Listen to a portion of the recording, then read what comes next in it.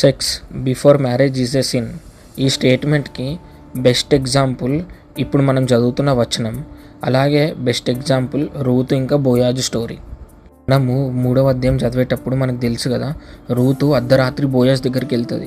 కానీ వాళ్ళిద్దరు ఆ టైంలో సెక్స్ చేసుకోలేదు. అది పర్ఫెక్ట్ టైము, పర్ఫెక్ట్ ప్లేస్ అయినా కానీ వాళ్ళిద్దరు చేసుకోలేదు. ఎందుకు అని అంటే వాళ్ళిద్దరికి తెలుసు గాడ్స్ ప్రామిస్ అంటే ఏందో, ఏది కరెక్టో ఏది రాంగో, ఏది కరెక్ట్ ప్రాసెస్, ఏది కరెక్ట్ ప్రొసీజరో వీళ్ళకి తెలుసు. గాడ్స్ ప్రామిస్కి వ్యతిరేకంగా వీళ్ళు చేయొద్దని వీళ్ళకి తెలుసు. మరి ఈ వచనం ఏం చెప్తుంది మనకి? కాబట్టి బోయాజు రూతుని పెళ్లి చేసుకున్నాడు. ఇది ఫస్ట్ స్టెప్. దీనికి ముందే సెక్స్ చేస్తే అది అవుట్రైట్గా పాపమే. ఇప్పుడు సెకండ్ స్టెప్, బోయాజు రూతు దగ్గరికి వెళ్ళాడు. ఇది కరెక్ట్ ప్రాసెస్, ఇది కరెక్ట్ ప్రొసీజర్ పెళ్ళి తర్వాత. ఫస్ట్ 2 స్టెప్స్ వచ్చేసి కరెక్ట్ కాబట్టి, లీగల్ కాబట్టి, థర్డ్ స్టెప్ వచ్చేసి ఇప్పుడు గాడ్స్ స్టెప్.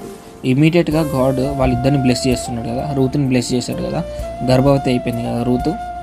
ఇది కరెక్ట్ ప్రాసెస్. ఇది కాకుండా ఫస్ట్ సెక్స్, నెక్స్ట్ మ్యారేజ్ అంటే అది దేవుడి చిత్తం కాదు.